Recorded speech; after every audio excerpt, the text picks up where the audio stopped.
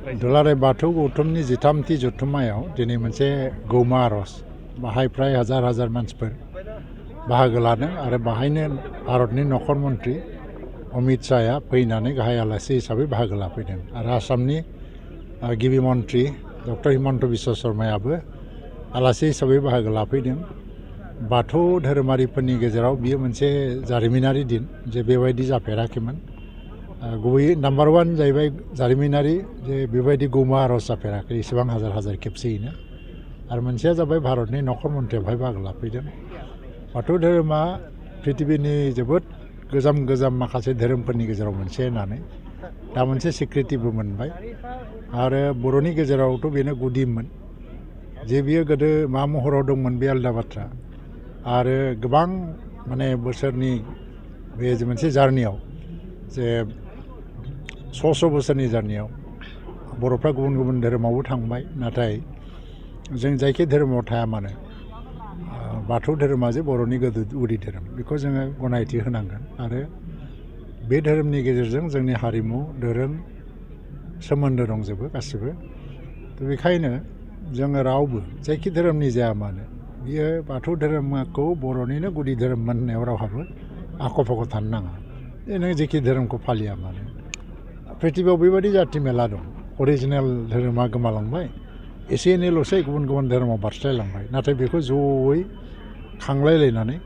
रैखाथि होनो नाजायो। दिनैनि बे जथुम्मानि गेजेरजों बाथौ धोरोमा मोनसे गासै भारतआवनो भारतल' नङा भारतनि बाहेरायावबो मोनसे गनायथि मोननाय बायदि आरो बेबायदिनो दा मोनसे बाथौ धोरोमाव मोनसे लिटारेचारनि आंखाल दङ दा माने गिता बा उपनिषद बेद बाइबेल कुरानफोरबादि मोनफा मोनफा बिजाबफोरानो मोनसे धोरोमखौ फोथांनानै दं। मानसिया सोलायनो हागौ नाथाय बिजाबा खनसे लिरजाबाथाय सोलाया। बाथौ धोरोमावबो बेबायदि मोनसे बाथौइजिम बा बाथौ सान्थौखौ लानानै मोनसे गांसे बयजोंबो गनायजानाय आरो इउनिभार्सेल थट्सफोरजोंबो गोरोबलांनाय बेबायदि बिजाबनि आंखाला दाबो दं। आर्टिकेल लिरो फिसा बिजाब लिरो नाथाय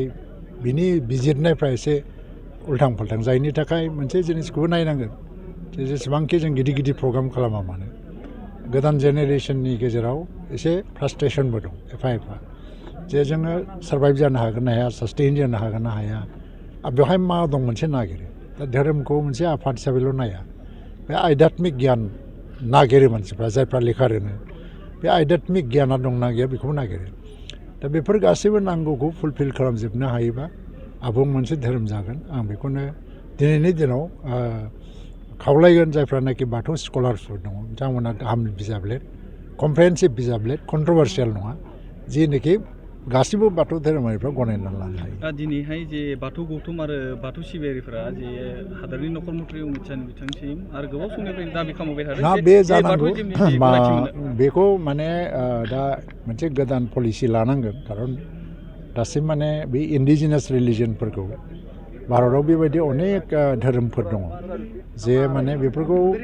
बबेखौबा गनायथि होनांगौबा मोनसे कमन पलिसि नांगौ मोनसेल'खौ हानाय नङा। जोङो मोनसे एग्जाम्पल मोनबोबाय थादों जेरै बर' रावखौ HCDL सोनो थांनानै गुबुन माने मोनब्रै मोनबा रावखौ सोफालांबाय। थ' बिदि भारत सरकारा जुदि कमन पलिसि बानायो जे माने इन्डिजिनास रिलिजनफोरखौ रिकगनिसन होनायनि सेन्सासावबो बेखौ लिरनो हानायनि थ' बेखौ मोनसे कमन पलिसि बानायोबा मोजां खारन मोनसेनि थाखाय जानाय नङा जेदिन बाथौखौ लानानै सिन्था खालामगोन सेन्सासाव बाथौ लिरनो हानाय अब्ला इदिन मिथिनानै लादो जे बाथौजों लोगोसे गोबां रिलिजियास धर्मफ्रा स्वीकृति मोनफागोन। थ' बेनि थाखाय मोनसे कमन पलिसिनि गोनांथि जानानै फैयो। थ' बिथांनि खोमाव दिनै सोबाय बिथाङा जेबो बुंलाङाखैब्लाबो निस्सय सानगोन। गोबां आसा खालामो सिबियारिफ्रा निस्सय सानगोन आरो जोंबो दा बा रिटेन भाबै दिनै होनाय जाबाय। दिनै मोनसे बियो हयथ' बिनि थाखाय प्रिपेयार जानानै फैयाखै नाथाय दा बेखौ दिनै एथबां हाजार हाजार मानसिनि गेजेराव मोनसे आर'जनि गेजेरजों गथायनाय जाबाय जेला बिराद निस्सय सानगोन बे भारत सरकारनिनो आरो सेन्सासाव लिरनांगौ लिरनाङा बे भारत सरकारनि पलिसि आसाम सरकारनि नङा। दा आसाम सरकाराथ' बे सानखौ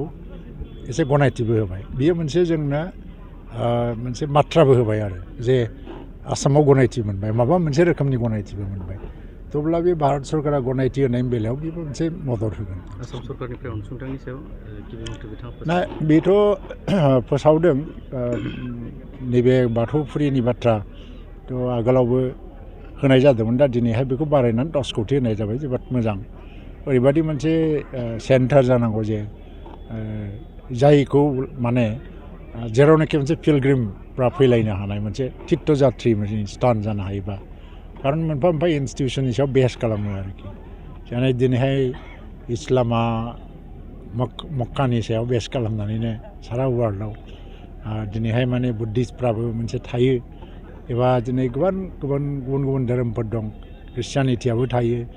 थ' जोंनि बाथौआबो जुदि बबेबा मोनसे सेन्टार ओरैबादि बानायनो हायो जेनोखि मोनसे पिलग्रिम आरो टुरिजिम माने पिलग्रिम तीर्थजात्रिफ्रा फैनानै बेहाय नायफैनो हायो जेरै कामाख्याखौ बेस खालामनानै आसामाव दिनै धोरोमबो जादों आरो इक'नमिबो जादों थ' मोजां जागोन आं आसा खालामो थुनलाइयारि बिथिङाव फिन गोजोनथाव रादाब लानानै फैदों बिटिआर सरकारा गोजोननि नोगोर क'क्राझाराव फिन खुंजानो थांगासिनो 3थि थुनलाइयारि फोरबो सोलिफु जानुवारि दाननि फैगौ 27, 28 आरो 29 जानुवारियाव सानथामनि हाबाफारिजों खुंजागोन 3थि क'क्राझार लिटारेरि फेस्टिभेल एबा 3थि क'क्राझार थुनलाइयारि फोरबो बिटिआर सरकारनि बानजायनायाव सिगां बोसोरफोराव खुंबोनाय बायदिनो देग्लायबो बिटिआरनि गाहाय राजथावनि गोजोननि नोगोर क'क्राझारनि सान्दामारियाव थानाय बड'फा कालचारेल कमप्लेक्सआव सानथामनि हाबाफारिजों खुंनो लादों 3थि क'क्राझार लिटारेरि फेस्टिभेलखौ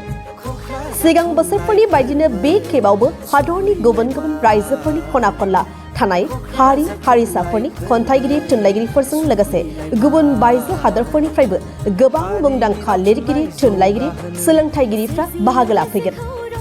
थुनलाइ मुलुगखौ दावगाहोनो हादरनि खना खनला थानाय हारि हारिसाफोरनि राव थुनलाइखौ सोराङाव लाबोनो मुलुगनाङै थुनलाइगिरिफोरनि गेजेराव लोगो हमलायनाय खाबुनि गेजेरजों गाव गावनि राव थुनलाइनि सोमोन्दै मिथिहोलायनाय रायलायनाय